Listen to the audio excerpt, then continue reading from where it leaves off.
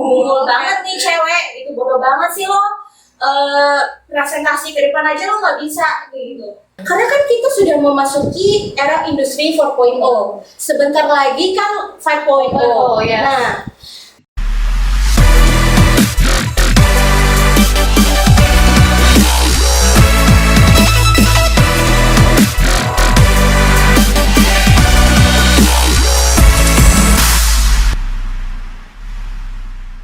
dan kali ini saya bersama Mupratatul Diada, ya, seorang perempuan muda penuh motivasi, penuh semangat, dan tentunya dia itu udah keliling dunia 15 negara yang udah didatangi sebagai perwakilan dari konferensi PBB. Dan langsung saja, ini dia yang ada di samping saya. Hai adek cantik Mupratatul Diada. halo kakak cantik juga, sore.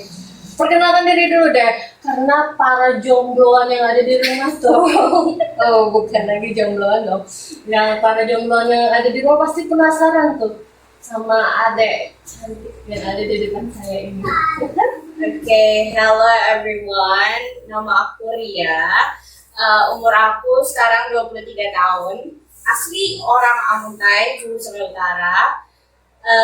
Aku lulusan dari International Relations di Muhammadiyah University of Yogyakarta. Terus sekarang aku mau lanjut S2. Dan ya, hobi aku conference, terus ketemu orang baru, terus juga nonton Netflix, terus juga nulis paper, karya tulis ilmiah tentang perempuan, dan juga sekarang aku lagi jalanin NGO aku, namanya Siti Sarah Women Center. Terus aku jadi founder and director-nya, terus aku juga jadi Director of Women's and Gender Equality in International Youth Peace Organizations, Sustainability and Peace. Terus ya sekarang juga lagi fokus sama conference. Oh, bukan lagi wanita muda di depan saya ini penuh dengan prestasi ya, dan juga sudah sukses di usianya yang 23 tahun, bukan lagi. Itu merupakan, saya tertarik nih ketika semua orang tuh Netflix gitu ya. Ada salah satu yang ternyata itu nyangkut gitu di profil kamu tuh, kenapa gitu? Ya situasi pandemi sekarang ya, orang-orang pada stay at home, apalagi pas awal-awal corona kayak gitu, buat ngilangin stres aja gitu, chill gitu. Terus kadang nggak boleh kemana-mana juga kan, jadi ya udah nonton Netflix. Karena saya juga itu suka ya kan. Iya. Terus lanjut nih, tadi kan ada lanjut S2 ya, kenapa nggak milih di mana dulu? Sebetulnya aku udah lulus di Amerika Serikat, cuman karena orang tua juga nggak setuju, karena juga jauh kata orang tua kayak gitu, susah gitu untuk nyamperin aku ke sana juga kata orang tua susah, kamu juga kesini juga take like more than 24 hours gitu untuk sampai di Indonesia gitu, jadi kayak susah gitu kan. Terus gak dapat restu juga kan, kita jalaninnya kayak berat juga gitu ya kan, tanpa restu orang tua gitu. Sebenarnya sedih ya sedih, cuman gimana ya, mungkin ini udah jalan terbaik gitu, mungkin ada jalan-jalan yang kedepannya yang kita belum tahu kayak gitu. Ya benar, suksesmu ada dalam doa orang tuamu Ya. Terus dan lanjut ya. Saya itu penasaran, kamu kan perwakilan konferensi dari PBB ya, ke berbagai negara. Bisa diceritakan sedikit ke negara-negara mana, atau bagaimana sih sampai jadi terpilih jadi sebagai perwakilan dari PBB? Oke, jadi aku mau cerita sedikit ya Kak, struggle pengalaman aku sebelum aku keterima di beberapa conference kayak gitu. Jadi mindset aku itu pada saat itu adalah aduh susah nih, bakal tough banget dan banyak banget struggle the barriers-nya. Awal-awal aku tuh nggak aware Kak dalam masalah prestasi or achievement or something like that I want to pursuing for my goals in the future gitu ya. Kayak susah banget gitu. Nah, awal-awal aku sempat dibully dibully waktu itu karena juga ada permasalahan keluarga, orang tua aku cerai. Pokoknya banyak masalah lah pada waktu itu. Jadi sehingga aku gimana ya, kayak awareness untuk menjadi mahasiswa ambisius itu nggak ada, malah kayak sedih gitu. Terus pada satu hari aku kayak dibully sama satu kelompok geng gitu. Aku waktu itu presentasi, public speaking aku waktu itu masih kurang Kak. Aku benar-benar mengakui itu karena kelas kita full bahasa Inggris waktu itu. Aku sebenarnya ngerti kok Kak bahasa Inggris, cuman pada saat itu masih public speaking in English-nya masih kurang lancar gitu. Jadi aku kayak kurang percaya diri pada saat itu, insecure lah sama teman-teman yang mungkin udah bagus public speaking-nya in English ya gitu. Jadi aku waktu itu presentasi ke depan maju. Ada satu momen yang orang itu, geng-geng itu nggak tahu ngetawain aku karena apa. Jadi aku blank Kak saat itu. Aku blank saat itu, dosen aku melihat aku, jadinya aku takut nilai aku bakal anjlok karena aku benar-benar blank saat itu. Terus aku nangis habis itu. Mereka ketawa kan gitu, kayak nunjuk-nunjuk gitu. Aku nangis, aku masuk ke toilet. Terus aku call my mom gitu. Mah, kenapa ya ini nih terjadi gitu sama Ria, sama Ulun ya gitu. Biasa baru. Oh nggak apa-apa nak, itu Allah mau menaikkan derajat kamu. Allah menguji kamu sejauh mana kamu sebagai individual bisa nge-overcome semua challenges yang ada di depan kamu gitu. Jadi pada saat itu aku realize Kak, oh iya bener ya gitu. Saat itu ada satu orang teman yang nyamperin aku ke toilet, dia tahu aku nangis. Udah Ri, kamu pokoknya harus tunjukin, kamu harus buktikan kata-kata mereka itu salah. Kamu dibilang bodoh, kamu dibilang bungul ya kalau bahasa Banjarnya, bungul banget nih cewek, itu bodoh banget sih lo. Presentasi ke depan aja lo nggak bisa kayak gitu. Lo kan anak HI, harusnya lo belajar gitu, bisa gitu. Tapi karena mereka nggak tahu kan Kak kondisi aku pada saat itu. Aku lagi menghadapi masalah keluarga yang notabene aku adalah korban broken home. Orang tua aku berpisah dan aku ngerasa aku alone di situ, nggak ada orang yang motivasi aku gitu. Jadi seiring waktu berjalan nih Kak ya, habis aku dibully saat itu, aku bertekad dan berprinsip di kehidupan aku. Ria, lo nggak boleh lagi kayak gini gitu. Lo harus bisa ngebuktiin ke diri lo sendiri, bukan ke orang-orang yang mau bully lo. Karena kalau lo ngebuktiin sesuatu terhadap orang lain, it's nothing gitu. It's never develop yourself gitu. Itu nggak pernah akan membangun diri kamu sebagai seorang individual. Tapi ketika kamu bisa menunjukkan kalau kamu worth it sebagai individual, itu bakal develop yourself gitu. Dari saat itu aku pulang, aku coba-coba buka TEDx Talk. Itu kayak motivasi gitulah gitu in English, tapi temanya beda-beda gitu. Setiap pagi aku latih public speaking aku in English, ada words English yang nggak aku tahu, aku catat Kak. Setiap sholat subuh, aku selalu di depan kaca, selalu bilang terhadap diri sendiri, Ria, you worth it gitu. Ria, kamu bisa gitu. Orang lain bisa, masa kamu enggak gitu. Saat itu aku belajar setiap hari kan nonton Oprah Winfrey, orang-orang yang motivational in English, terus juga banyak sih Kak gitu. Terus aku apply lah conference pertama aku. Di situ aku gagal di conference pertama. Aku belajar, oh gini ya susahnya juga. Apply conference itu kita harus think, interest kita di mana, isu kita di mana. Saat itu aduh gue interestnya di mana ya gitu, isu apa ya gitu yang mesti gue dobrak gitu ya kan. Aku realize karena aku ada pengalaman juga di keluarga, mama aku pernah kena domestic violence, child marriage, sex abuse gitu, child forced marriage gitu. Pernikahan anak usia dini yang dipaksa oleh orang tuanya, mendapat kekerasan dalam rumah tangga, putus sekolah. That's what my mom faced gitu in that past gitu.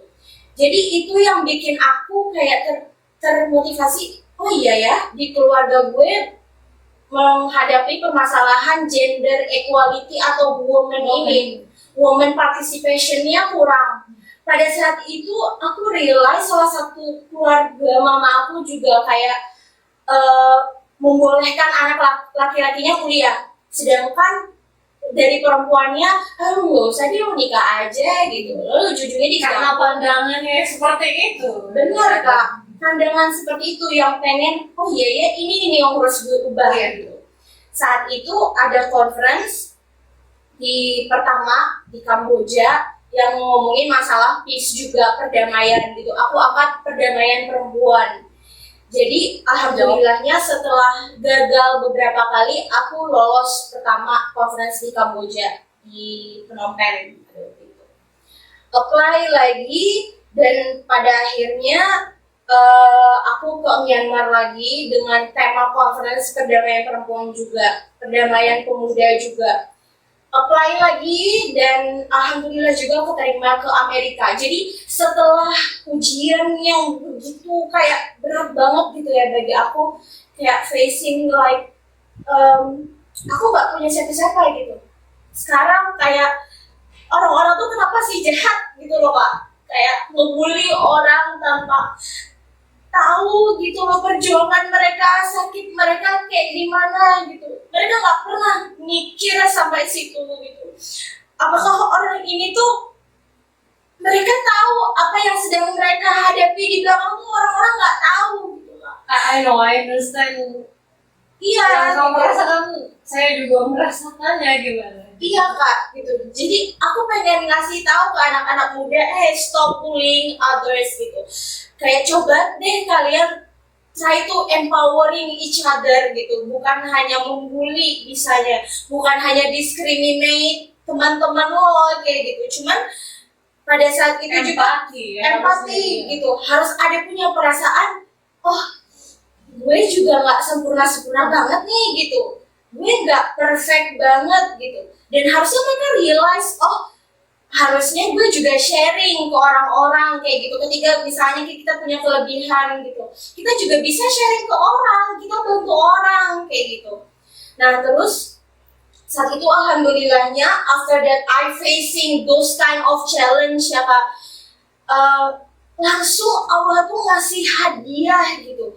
Aku ke negara yang selama ini aku impikan, masuk ke kantor Perserikatan Bangsa-Bangsa yang dimana aku sebelumnya selalu bermimpi gitu kak. Sebelum aku tidur, aku tuh selalu pasang gitu di kamar kos aku tahun depan harus ke sana gitu.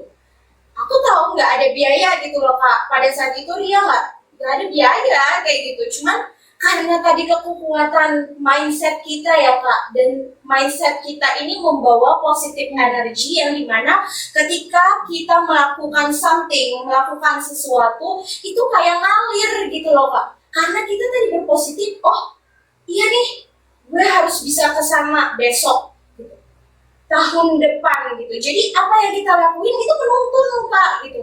Jadi pas Allah tuh ngasih kayak hadiah kayak gitu, pas aku udah menginjakin tanah Amerika yang di ujung dunia banget, kayak ngerasa oh ini ya ternyata jawaban Allah gitu dari segala semua yang aku hadapin di awal-awal gitu. Berarti jurnal pertama yang kamu angkat itu tentang perempuan? Yes, Apa judulnya? Itu tentang child marriage, pernikahan anak usia dini, dan juga kekerasan dalam rumah tangga. Ya, itu menjadi permasalahan terbesar ya tentunya yang sampai sekarang belum ketemu pemecahannya seperti apa, karena korban-korban dari kekerasan dalam rumah tangga broken home itu anak gitu, banyak kayak Saya teliti juga, saya sedikit meneliti teman-teman yang agak punya latar belakang broken home. Jarang ada yang bisa berdiri untuk sukses gitu. Untuk sukses itu jarang gitu. Mereka lebih memilih kadang hancur, kadang melampiasin ke hal-hal yang gak baik seperti itu. Kemudian nih, untuk kamu keluar negeri sendiri tuh masih ada nggak komunitas dari internasional yang bisa hubungi kamu? Iya Kak, sebetulnya juga nanti next year juga ada ke insya Allah ke PBB lagi, terus juga ada ke Paris juga, terus ada ke Jepang gitu. Jadi masih ada sih Kak beberapa project yang aku harus selesaikan juga kayak gitu. Jadi ya insya Allah. Jadi ada 15 negara yang udah dikunjungi. Kira-kira tantangan tuh, harus pengalaman kamu sendiri di negara-negara, diceritakan misalnya di negara ini seperti apa, di negara seperti ya secara singkatnya. Iya. Jadi tuh beda-beda ya Kak. Jadi apa bukan tantangan juga sih Kak, cuman kayak lebih kita belajar something juga dari negara lain gitu. Pertama sih tantangan ya karena culture shock tadi gitu. Misalkan kan kita orang Banjarmasin, orang Banjar sukanya yang ini makanan kecil-kecil ya. Ada micinnya, yang cepat saji ya. cepat saji. Banjar banget. Banjar banget kecap gitu, betul. bawang cabe gitu ya kan. Jadi kayak makanan aja sih Kak, aku yang aduh nggak bisa makan kalau udah di negara orang kayak gitu. Iya susah banget Kak makannya. Jadi kalau setiap mau berangkat itu harus sedia kecap, bawang cabe, sambal ABC. 3 itu udah nge-save banget gitu kan. Sekarang juga ada sambal yang udah kemasan kan, sambal Raja Acan. Nah, itu. Nah, dan kali ini juga kita disponsori nih dari gejrotnya Amunta ya. Tahu gejrot, sesuaikan aja level pedasmu. Tuh, bisa di follow Instagramnya tuh di gejrotnya Amunta. Jangan lupa ya, ini tuh enak beneran deh. Enak banget nih kayaknya nih. Iya, Ini harus aku bawa nih kayaknya ke Amerika. Oh iya benar, ini harus dipromosikan sebagai Iya, kuliner dari Kuliner Kabupaten Bali. Hulu Sungai Utara ya. benar nih. Nanti aku promosiin ke teman-teman aku. Siapa tahu aku internasional ya. Iya. Kan? Oh iya benar juga, amin. Iya, amin. Amin. Tapi jangan lupa ini ada bagian ininya, promosi fee-nya. Oh, enggak, jangan. Katanya udah punya NGO nih kamu. Ya. Apa yang udah dilakukan dengan NGO?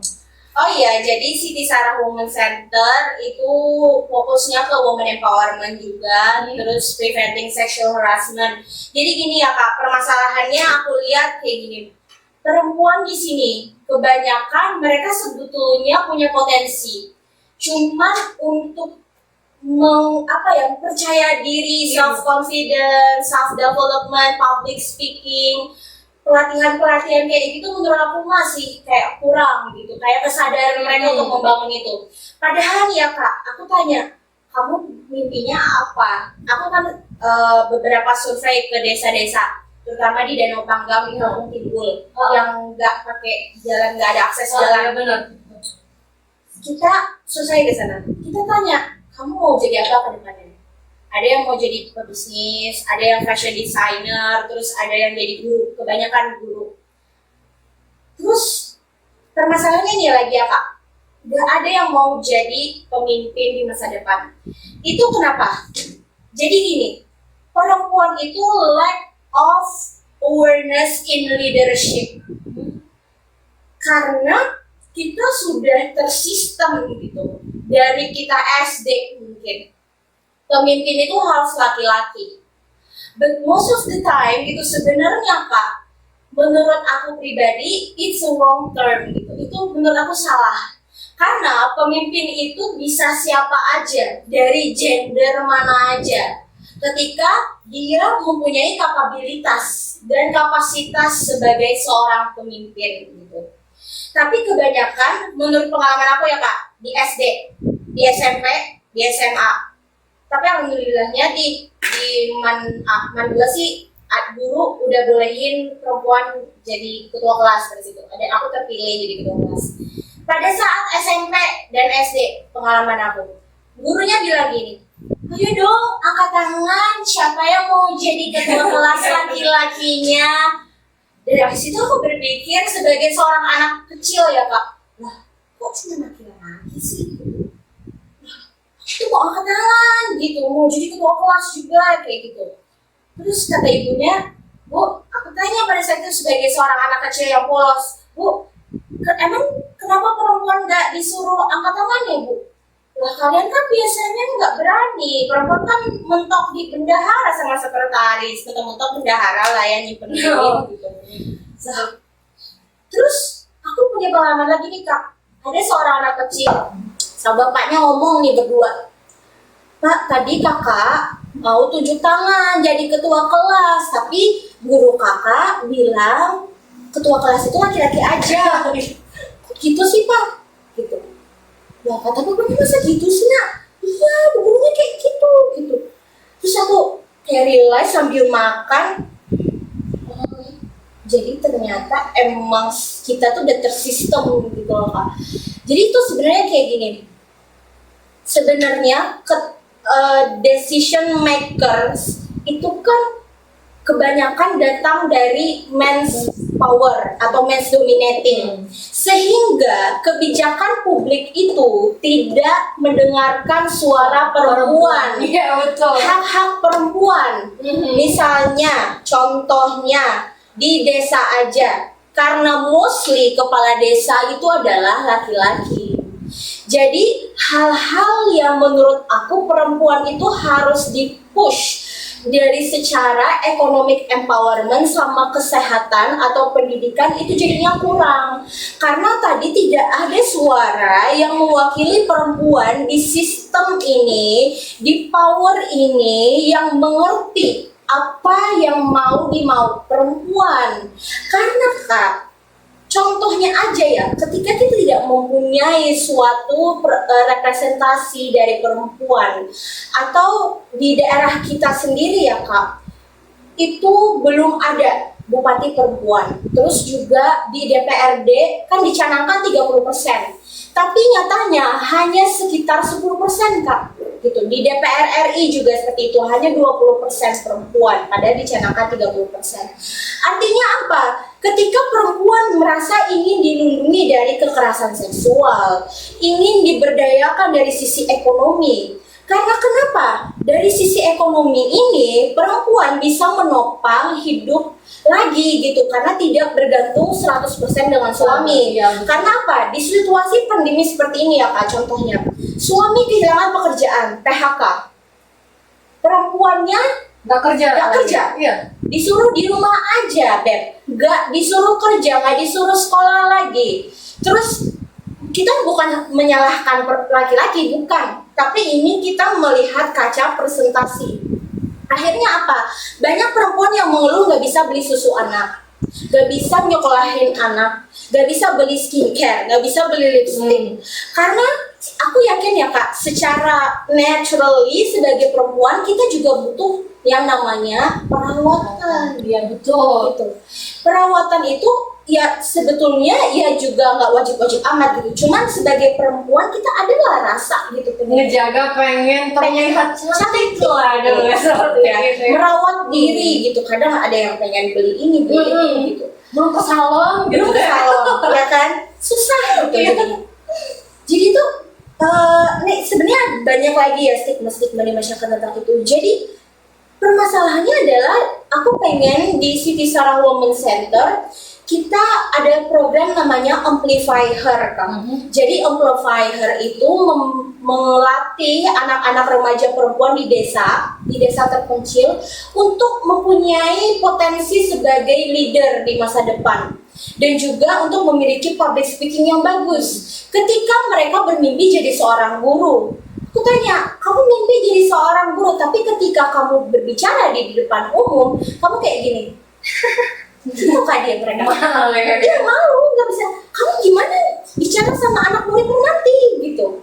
Iya Kak, kekurangan kami ini di self confidence sama tadi berbicara Kak yang susah gitu banget. Jadi di situ kita nge-set yang namanya program Amplify Her ini. Jadi kita ngelatih kelasnya itu 1 minggu sekali, setiap hari Jumat atau Minggu. Itu kelas-kelas tentang training self development, public speaking seperti apa gitu Kak. Yang kedua, tadi untuk masalah pemberdayaan ekonomi perempuan di desa gitu. Sebetulnya masih sudah banyak program pemerintah gitu ya Kak, dari segi pengembangan training-training kayak kalau di Amonte kan eceng gondok dan lain-lain gitu. Juga lampir gitu. Udah bagus banget nih. Cuman nggak merata seluruhnya kan Kak gitu. Dan pendidikan marketing, digitalized marketing untuk UMKM-nya menurut aku masih kurang. Karena kan kita sudah memasuki era industri 4.0. Sebentar lagi kan 5.0. Yes. Nah, everything's about technology now. Everything's orang buka Shopee, Tokopedia ini maaf ya, bukan gitu ya. Tapi ini bukan sponsor ya. titip aja kalau misalkan ini ya Kak Fedi. Iya, jadi gitu Kak. Everything seorang ngecek, apalagi anak milenial, Gen Z sekarang Kak. Jadi aku tuh pengen kita sih lagi ngajuin kerjasama dengan Dubes Amerika juga. Kalau misalkan lolos, nanti alhamdulillah ada dana lah istilahnya gitu, sama juga PBB juga yang ngurusin masalah perempuan juga apply. Terus juga ke Asian Development Bank kita berusaha untuk engagement ke international institutions-nya gitu kan. Jadi aku pengen membawa volunteer dari luar negeri yang aku pernah ketemu dan teman-teman aku yang mau volunteer gitu untuk ngajarin, mungkin volunteer anak-anak di sini selama sebulan gitu ya Kak. Mereka tertarik banget Kak, karena kata mereka, wah Ria kampungmu bagus banget ya. Berarti kontribusi kamu ke masyarakat pertama kali itu di daerah Danau Panggang. Iya Dan Kak. kamu tahu di daerah Danau Panggang sendiri ya, yang saya tahu itu untuk tuna nggak bisa baca itu terbesar di Kabupaten Hulu Sungai Utara deh. Jadi itu PR lah buat kamu. Selain mengetas masalah perempuan, sebelum itu kamu juga harus baca dulu, karena ketika kita public speaking yang pertama ketika mereka bisa membaca, insya Allah pasti bisa lah jalan apa yang kamu rencanakan itu. Bener Kak, betul banget. Apalagi ya Kak, orang-orang tuh pada ngeliat, wah bagus banget kampung, berarti kan kita ada potensi gitu ya Kak, sebetulnya gitu. Benar apa tadi yang kata Kakak, kita harus bisa baca dulu gitu perempuan-perempuannya gimana mau belajar gitu ya Kak. Jadi kita juga belum, alhamdulillah sih kita juga masih kayak cari-cari juga gitu mana-mana aja spot-spot yang perlu kita berdayakan gitu Kak. Ya itu sih Kak concern kita sekarang.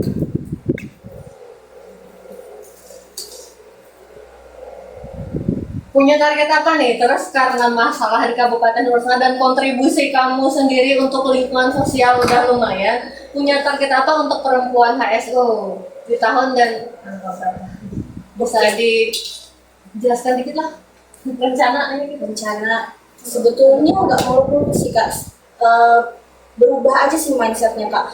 Mindset masalah kontribusi kita lagi gitu. Masalah kayak gini, pelecehan seksual, kekerasan dalam rumah tangga, terus juga pendidikan, Perceraian. Iya, perceraian. Apalagi pandemi banyak yang nikah, tapi banyak juga yang cerai. Gitu. Cerainya kenapa? Rata-rata juga ya tadi Faktor ekonomi, Faktor ekonomi. utama ya di masa pandemi ya. Iya, di masa pandemi juga gitu Kak. Jadi harapan aku ke depannya semakin banyak perempuan HSU yang bisa go internasional juga, lebih berkontribusi juga dan safe dari kekerasan seksual, dan juga untuk para pelaku, para survivors juga yang sekarang nonton podcast ini, jangan ragu-ragu untuk melaporkan ketika kalian dapat kekerasan seksual. Betul. Atau kekerasan Jangan takut ya, karena jangan takut. undang-undang perlindungannya. Ada perlindungannya Kak gitu. Jadi sebagian masyarakat di sini bermindset ya Kak, aduh Mbak, ini kita kalau lapor kita yang malu Kak gitu. Malu kita sama tetangga gitu kalau melapor kayak gitu, pasti heboh gitu. Dan ya udah dipendam sendiri gitu. Sama teman aku Kak pernah cerita, ini aku pernah dipegang pantat aku di pasar, aku nggak berani lapor karena orang nyalahin, lo juga sih pakaiannya seksi gitu. Padahal waktu itu aku tuh pakai rok yang lebar loh Kak, pakai syari gitu, tapi masih dapat kekerasan seksual. Artinya apa? Aku setuju dengan orang yang bilang korban kekerasan seksual itu bukan hanya datang dari segi pakaian, bukan faktor pakaian Kak. Faktor pakaian itu mungkin hanya sekitar 5-10%. Sisanya itu memang pelakunya sendiri gitu Kak, yang harus kita educate lagi gitu. Gimana caranya kalian jangan melakukan kekerasan seksual kayak gitu. Karena kekerasan seksual ini tidak hanya terjadi pada perempuan Kak, tapi juga laki-laki gitu. Karena banyak sekali kan isu-isu ini tentang kekerasan dalam rumah tangga, juga laki-laki juga dapat Bertahan, salah satu temanku nih ada yang juga bertahan di dalam satu rumah tangga yang menurutku kurang sehat, dia dipukul, dia apa, hanya karena alasan dia bakalan berubah, karena dia percaya dia bakalan berubah. Bahkan menurutku sampai saat ini nggak ada tanda-tanda perubahan dan dia tetap menerima itu.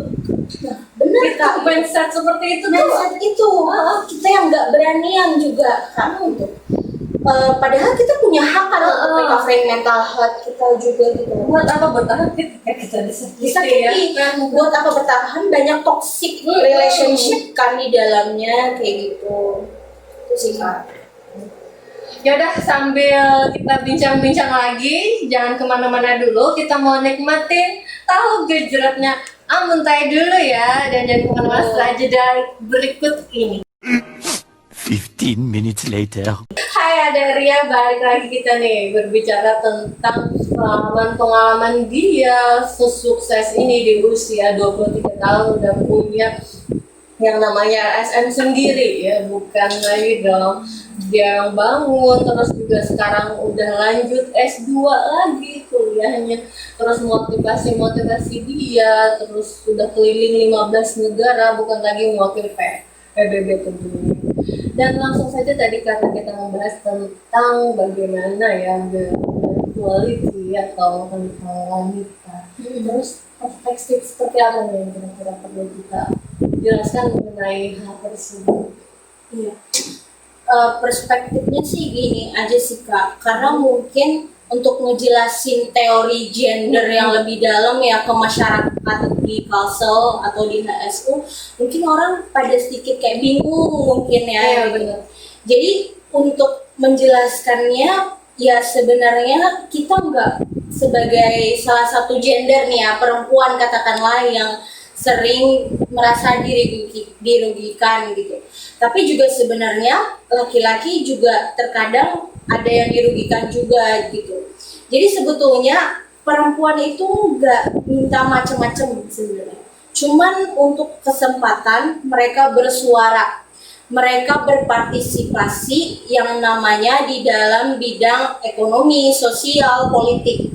Apalagi politik sangat diperlukan jika kita berbicara tentang feminisme ya Kak juga. Feminisme ini dimulai pada saat Paris Revolution, revolusi di Prancis pada tahun 1864 sekian lah gitu.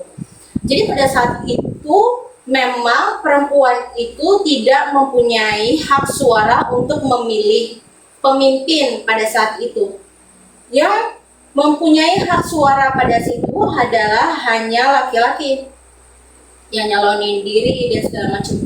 Jadi perempuan pada saat itu minta revolusi dong, untuk bagaimana caranya mereka juga bisa milih gitu, supaya apa yang kebijakan-kebijakan publik, kebijakan negara yang maksudnya lebih memperhatikan kebutuhan perempuan, karena pada saat itu juga perempuan realize bahwa pada tahun 1865 di Amerika ya Kak, saat itu juga terjadi revolusi karena adanya gender pay gap, salary yang tidak sama, gaji yang tidak sama antara laki-laki dan perempuan. Pada saat itu perempuan hanya dapat 0,5 dolar, sedangkan laki-laki itu sampai 1 dolar per harinya. Padahal pekerjaannya sama, skop pekerjaannya sama, tenaganya sama. Wah, berpikirnya sama. Iya Kak, lelah berpikirnya sama, tapi kenapa gaji itu beda gitu. Nah jadi di situ perempuan nggak merasa gender equality ini harus disuarakan dalam segi ya tadi partisipasi mereka di dunia kerja dan juga empowering mereka untuk menjadi leader kayak gitu. Karena pada saat itu suara di pas pemilu lah istilahnya, sangat dibutuhkan gitu. Jadi negara pertama yang menyetujui adanya keterlibatan perempuan itu New Zealand, Selandia Baru. Baru negara-negara lain pada ngikut semua. Jadi sebenarnya yang harus kita rubah adalah kamu jangan pernah takut gitu. Kalau sebagai perempuan, kamu mempunyai keinginan untuk menyuarakan aspirasi rakyat banyak gitu.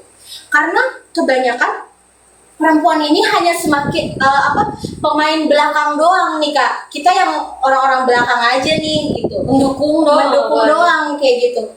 Saat membuat kebijakan publik juga kita ya karena suara kita dikit, men's power yang lebih mendominasi jadinya gak kelihatan kayak gitu. Jadi untuk mensiasatinya adalah ketika memang orang itu mempunyai kapabilitas dan kapasitas, ilmu yang cukup dan keinginan, jangan memandang gender orang gitu. Jangan memandang, oh laki-laki dia nggak pantas jadi sekretaris, atau oh laki-laki dia nggak pantas jadi perawat gitu. Oh laki-laki dia nggak pantas ngurusin konsumsi di organisasi atau suatu acara. Karena notabene mentok-mentok laki-laki yang ngurusin kayak ngangkat barang apa segala macam, padahal sebenarnya perempuan juga bisa gitu ngangkat-ngangkat. Terus juga bukan hanya perempuan yang ngurusin konsumsi, laki-laki juga konsumsi kayak gitu kan. Juga status kopi juga sekarang udah bisa. Benar Kak, Chef banyak ya kan, chef banyak contoh-contoh. Iya, malah di situasi pandemi ini pemimpin yang berhasil untuk menangani kasus COVID ini kan kebanyakan pemimpin perempuan, ya kan, dari Jacinda Ardern, Perdana Menteri New Zealand, Perdana Menteri Finland, Perdana Menteri Sweden, kayak gitu.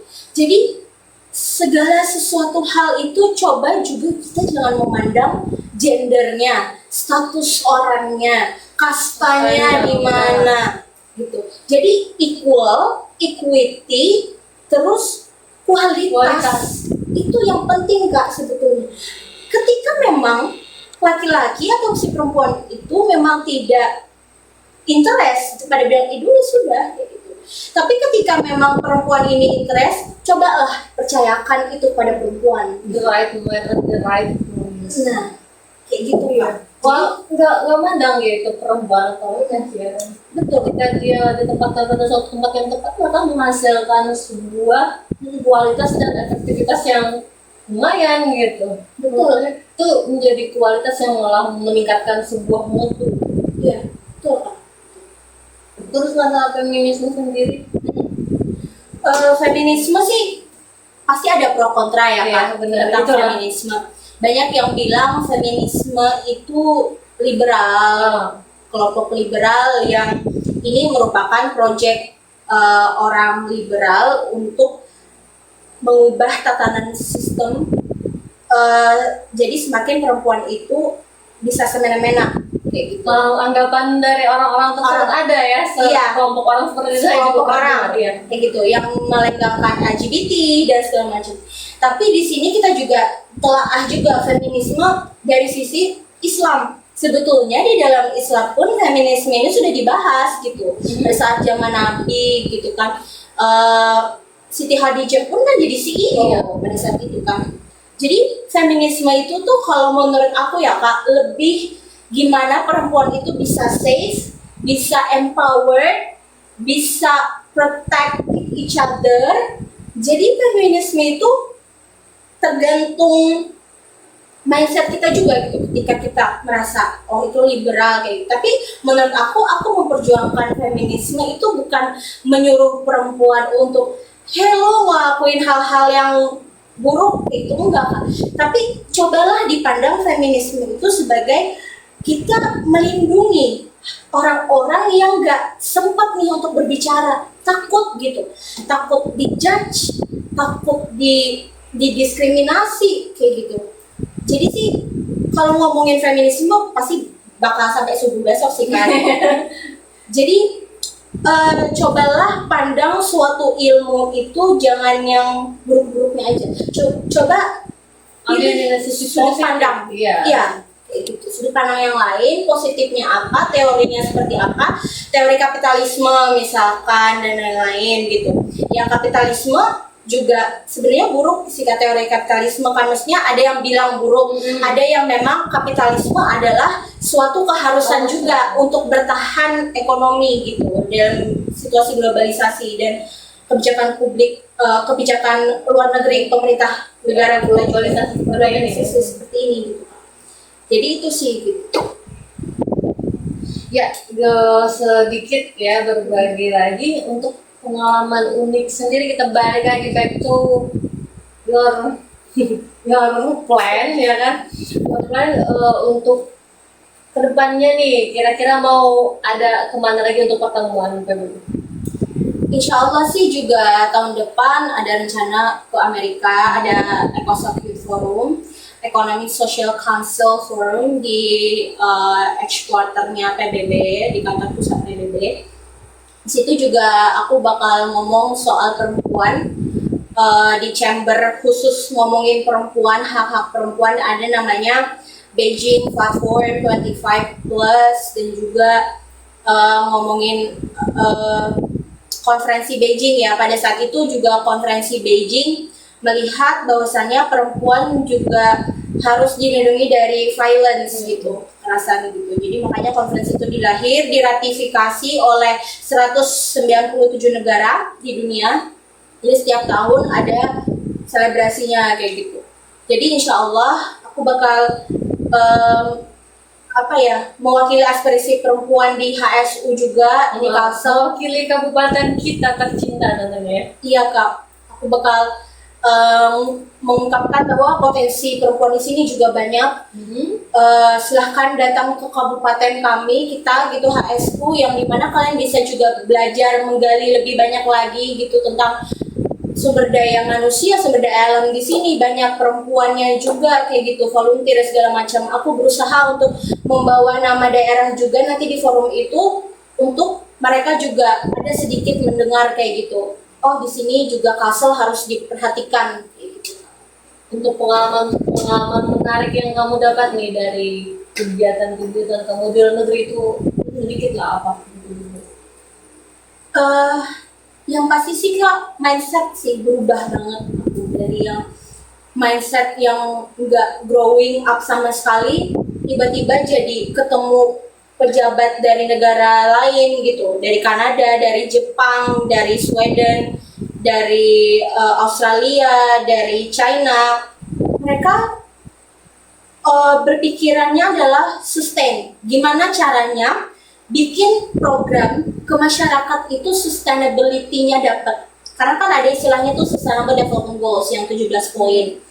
Jadi bukan hanya kita memikirkan, misalkan kalau di sini ya Kak, mohon maaf kalau aku salah, terlalu memikirkan jangka pendek, misalkan bangunan yang fisik saja, tapi tidak memperhatikan program-program yang berkelanjutan gitu. Jadi kalau dari mereka, dari negara-negara maju itu, memang mereka memperhatikan sedetail itu gitu. Dan cara mereka untuk membangun sumber daya manusia mereka juga aku lihat mereka pakai soft diplomasi, kayak soft approaching gitu Kak. Contoh misalkan memang orang tuanya sendiri kan memang mendidik anak tuh beda sama sini. Maksudnya gini, uniknya aku pernah melihat seorang ibu dan anak di satu restoran di Amerika. Waktu itu si anak numpahin makanan, ibunya nggak marah.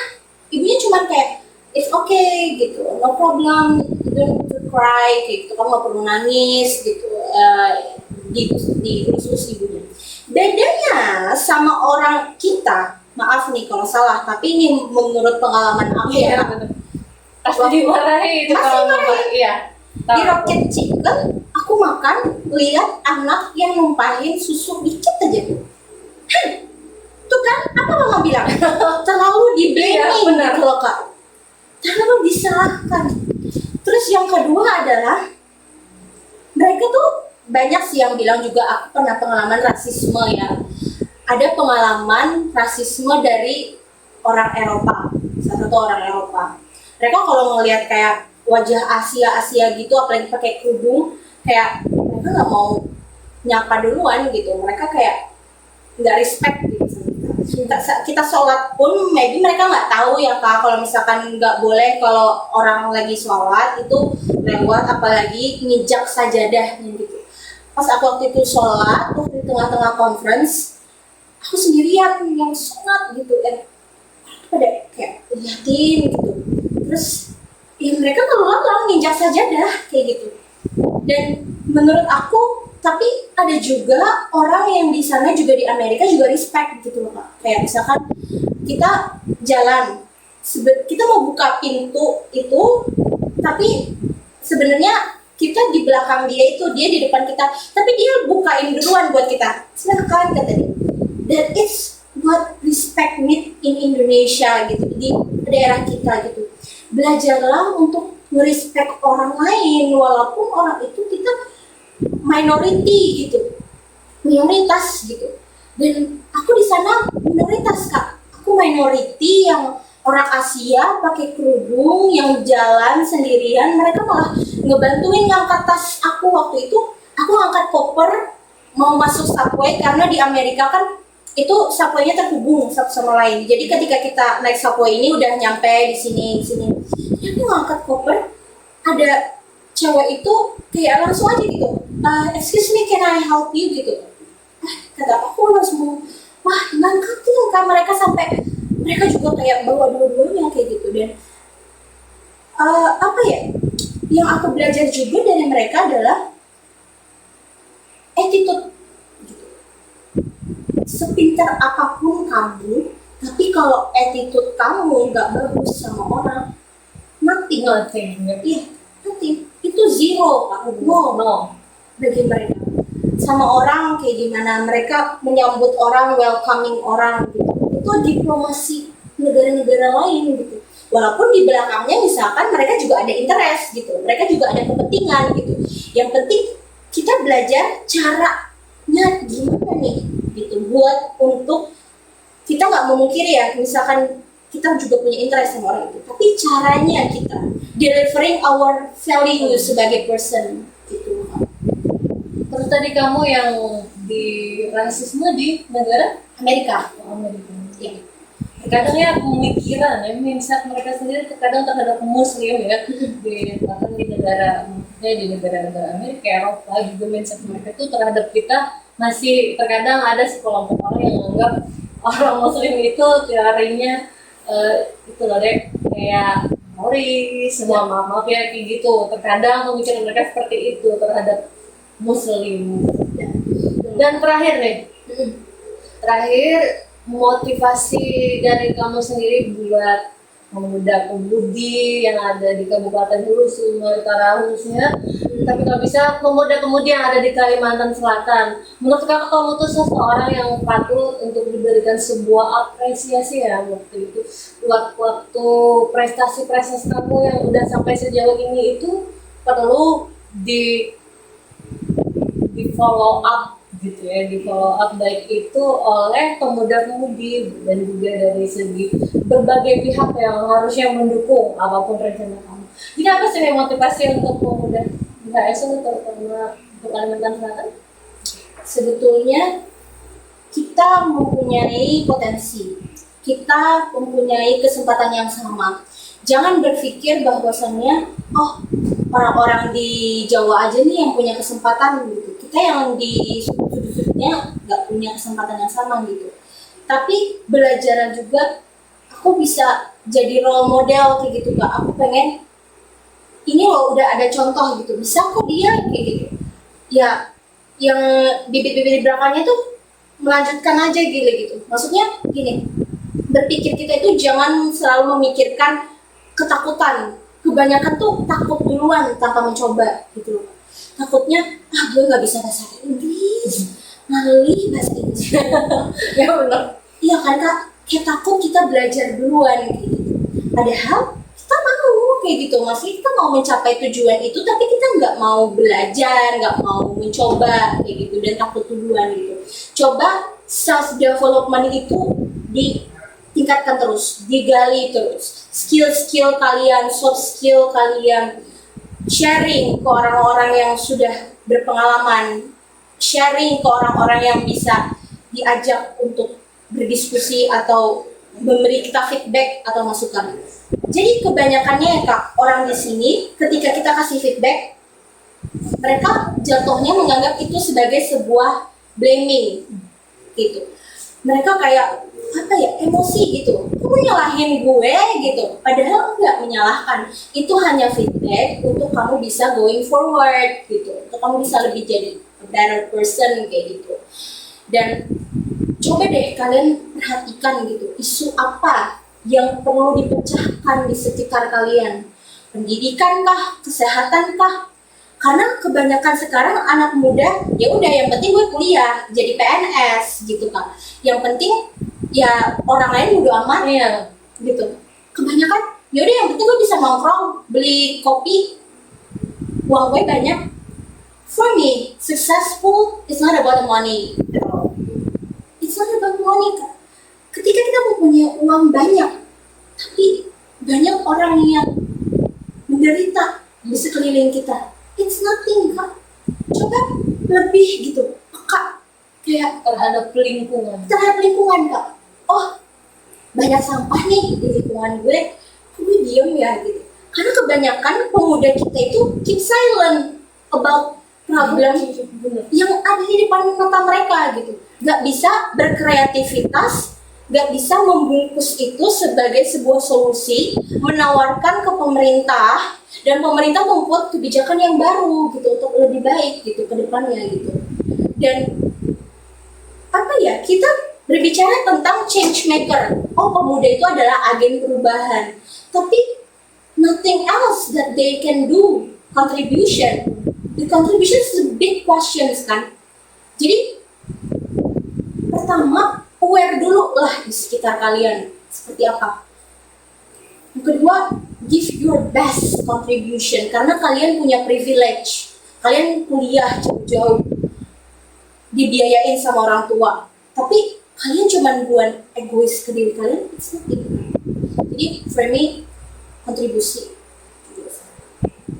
Jadi ini pesan untuk para muda-mudi Kabupaten Hulu Sungai Utara, khususnya di Kalimantan Selatan gitu. Berpikirlah bahwa kamu dapat melakukan sesuatu dan menjadi sesuatu. Seperti kata Shirley Anavita ya, saya pernah dengar dia berbicara seperti itu.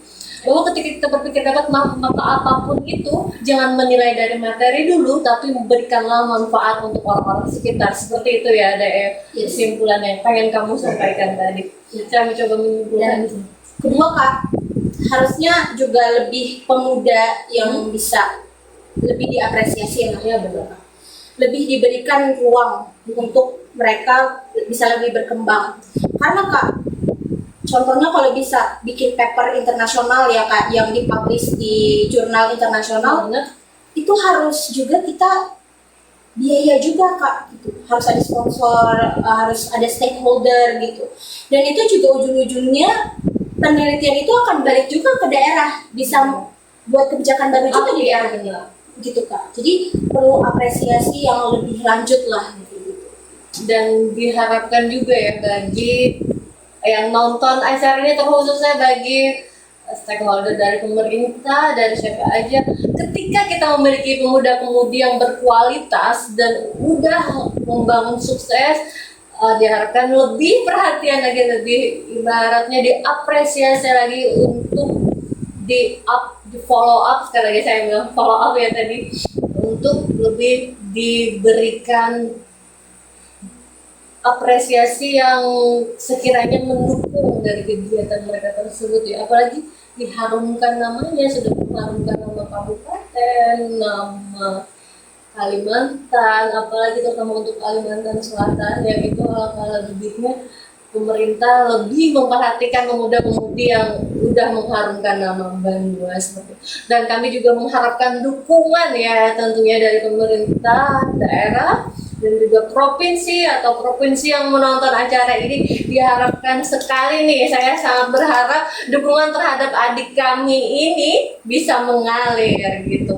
Dan jangan lupa juga follow Instagram Marudai atau K7 Marudai.